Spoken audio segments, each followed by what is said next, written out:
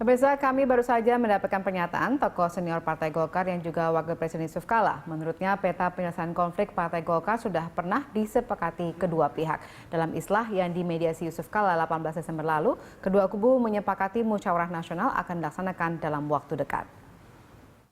Ini sudah ada map-nya yang disetujui bersama. Iya, roadmap-nya. Setelah putusan MA kemarin, dari ini kemudian disusun pengurus bersama, kemudian Rapimnas, Munas ini tangani, ini Ica Agung, ini Ica saya ini. Itu tanggal 12 yang lalu. Memakai Munas Riau atau Munas Bali kalau terjadi. Jadi segera jalan aja sebenarnya. Ini pada akhirnya Munas, ujungnya, ya sudah teken. Jadi kalau kita lihat dari penjelasan tadi sebenarnya udah ada dong kesepakatan Munas. Ya lalu apa kemudian yang menjadi masalah sehingga akhirnya ini sepertinya permasalahannya tidak tuntas dan masih ada mengganjal? Tadi sudah ada, tetapi masih ada segelintir dari bukan Doli ya, dari pihaknya seberang sana ngotot bahwa ini kami. Ini yang menjadi masalah. Sebenarnya tadi malam saya sudah ngomong dengan Prof ini di satu TV. Kalau Akbar Tanjung sudah usulkan demikian, Yusuf Kala demikian, tinggal Abu Rizal Bakri sepakat duduk bersama, selesai persoalan. Abu Rizal bilang, Nurdin Halid kita ikut, pasti ikut. Karena Pak Agung Laksono sudah perintah, bahkan membentuk tim 7. Mari kita duduk. Oke, bagi saya adalah sedikit lagi, kalau bisa tinggal panitianya ini, karena supaya jangan terjebak lagi di dua pertempuran ini, kasihlah senior bekas ketua umum yang tadi yang bicara, pimpin 2 minggu atau 2 bulan maksimum. Soal yang dikatakan Prof, soal ketua DPR, dari kita juga sepakat, biarkan mereka berdua yang menaikkan, inilah pimpinan kami, dan didaftarkan atas nama Mahkamah Partai kepada Menkumham. Supaya jangan digugat orang legitimasinya ketua umum sementara ini. Dan mereka lah yang kasih. Tidak ada masalah sebenarnya, asal ada kedamaian di hati masing-masing. Ya, ada tidak kedamaian tadi itu yang dikatakan? Tadi kan katanya kalau Mas Doli oke setuju, tapi katanya ada pihak-pihak lain tidak setuju. Siapa yang Ya, makanya saya kira dalam setiap kesempatan kita selalu ya ingin membangun kesadaran kepada seluruh stakeholder partai bahwa partai kita ini dalam keadaan yang sangat serius gitu loh, terancam tidak mempunyai legitimasi atau dukungan publik gitu ya. Pertama, orang sudah jenuh dengan konflik yang sudah hampir setahun ini ya. Seolah-olah kayaknya tidak ada urusan lain selain urusin konflik dalam partai ini kan seperti itu. Nah, yang kedua, dalam event-event politik juga kita selalu jadi ketinggalan ya. Orang bisa partai lain bisa konsolidasi, kita nggak pernah konsolidasi. Yang paling nyata terlihat di pilkada serentak kemarin, kita ada urutan 8 dari 269 yang dilaksanakan pilkada, kita cuma bisa memenangkan 49 yang formal ya. Itu 18,21%. Nah, kalau itu dibandingkan pemilu nanti di tahun 2019, kursinya berapa? 18,25. Itu kan jadi partai yang dulu partai yang dikatakan orang besar, berpengalaman macam-macam, itu udah di partai kecil gitu. Nah, kami ini ya nggak mau gitu ya, teman-teman muda yang sekarang berada di partai ini, ya jangan dong pada saat kita nanti ini. Nah, oleh karena itu kita nggak usah lagi lah membicarakan si A, si B, si C. Saya kira yang harus kita bangun sama-sama DPD 1, DPD 2, senior-senior kami, ya abang-abang kami semua, ayolah sama-sama nih. Kalau kita nggak sama-sama menyepakati, apa tadi, kita udah dengar Pak Yusuf Kala bilang juga Munas. Tapi kan ini tadi kembali lagi, ini suara generasi mudanya. Sebenarnya tadi katanya Pak Leo juga ada yang tidak setuju. Nah, itu siapa kemudian tidak setuju dan kemudian apa alasannya sehingga tidak bisa menyetujui gagasan ini? Lah, makanya ini kan soal kembali persoalan politik ya, saya katakan. Nah, jadi kalau namanya politik itu ya apa saja termasuk soal hukum juga bisa dipolitisasi. Nah, munculnya suara-suara yang tadi ingin kembali tidak Munas ya, menegaskan bahwa Bali yang paling sah, itu kan tafsir terhadap pencabutan SK Ancol. Ya, ada beberapa yang mengatakan bahwa begitu SK Ancol dicabut, ya, maka otomatis yang berlaku itu adalah SK Bali. Nah, persoalannya sekali lagi saya katakan tadi, saya nggak percaya hukum itu bisa menyelesaikan secara politik. Ya, karena ya itu tadi, ini kan berdebat panjang. Nanti kalau diserahkan lagi ke misalnya jalur yang MA ini, berdebat lagi, entah kapan lagi kita selesai. Padahal sebentar lagi, 2017 Februari sudah pilkada serentak lagi. Kita punya hanya waktu dari Januari sampai ya Juli lah untuk melakukan konsolidasi. Lewat itu, nah, saya nggak tahu lagi kita mau. Saya tanya Pak Ikrar dulu nih terlebih dahulu.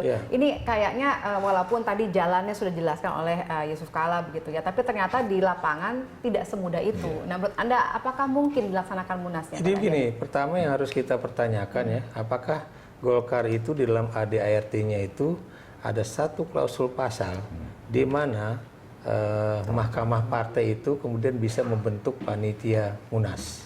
Satu ya. Sebab kalau Anda tanyakan siapa yang kemudian sah dan tidak sah, itu debatable. Karena hasil dari mahkamah partai yang sebelumnya, itu walaupun terjadi simpang pendapat ya, menurut Muladi apa yang dikeluarkan itu sah. Sah itu adalah Agung Laksono yang harus bikin 16 Oktober 2016 ini ya, paling lambat itu adanya munas. Dan itu kan yang benar-benar kalau kita mengembalikan itu kepada internal partai. Tapi dengan keluarnya amar putusan dari Mahkamah Agung, itu yang kemudian menjadi satu hal yang lain. Karena yang katanya Mahkamah Partai itu yang sah itu adalah Agung Laksono dicabut lagi melalui yang dari MA kepada Menkumham. Jadi itu yang ini. Dan kalau buat saya, kalau kemudian kita kembalikan Golkar milik siapa, buat saya ini harus bicara ini bukan cuma teman-teman generasi muda Partai Golkar, tapi juga DPP, DPD, DPC, ya, dan kemudian ranting-ranting Golkar itu bersuaralah mereka.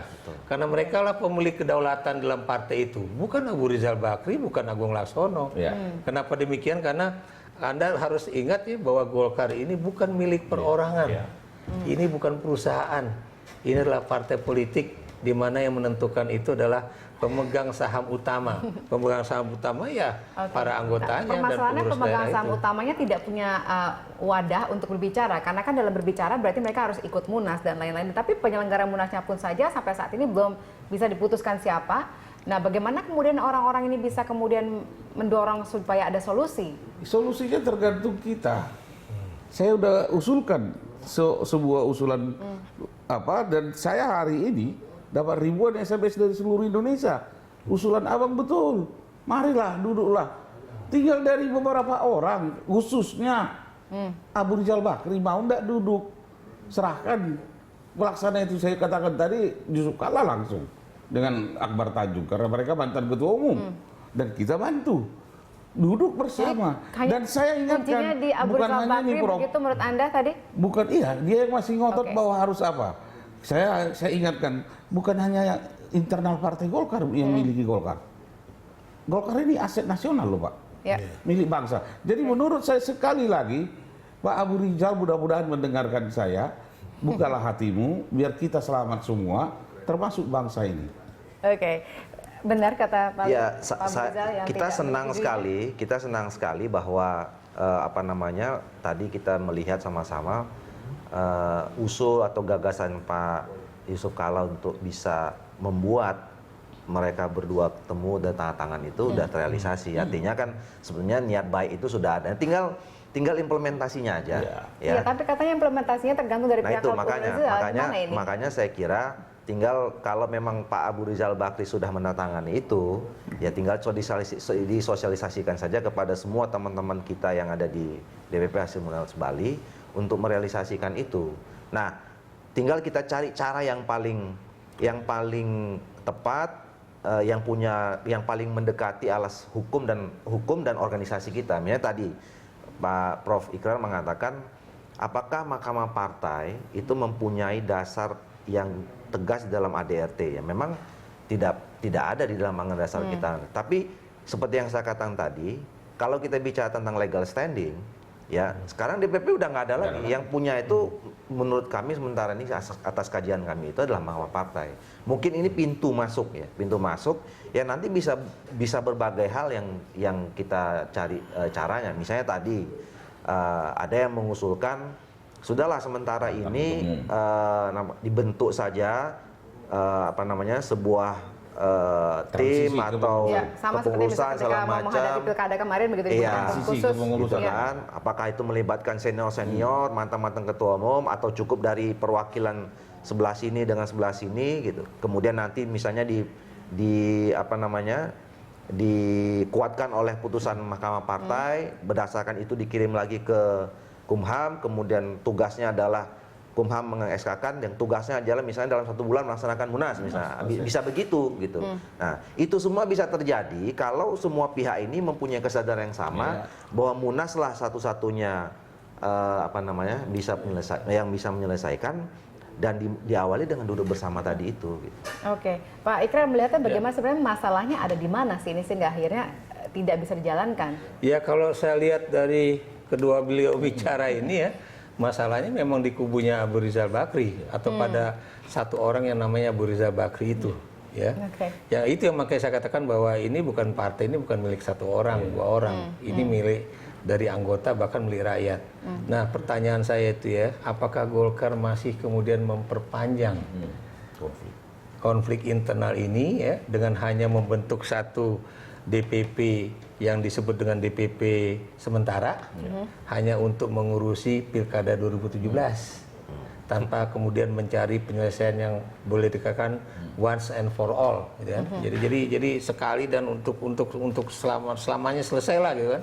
Jadi buat saya itu yang harusnya diselesaikan. Jangan kemudian hanya duduk ya udahlah kayak pertemuan yang juga dimotori oleh Wakil Presiden Yusuf Kala ya. Ya udahlah bentuk nih panitia bersama. Ya udah yuk kita usulin sama-sama. Itu kan akhirnya memperpanjang itu ya, prolong the conflict. Jadi tidak akan menyelesaikan masalah. Tapi kalau kemudian dibentuk satu kepanitiaan bekerja dalam 1 bulan 2 bulan ya, dan buat saya 1 bulan cukup. Orang Munas Ancol aja cuma 2 minggu ya. 1 bulan dan kalau memang punya niat baik selesai itu. Oke, once for all, everything has to be settled ya, segera begitu. Nah, kita nantikan nanti kira-kira apakah solusi ini adalah yang terbaik apa tidak untuk Golkar. Kita akan kembali tentang ini nanti pemirsa setelah usai jeda berikut ini.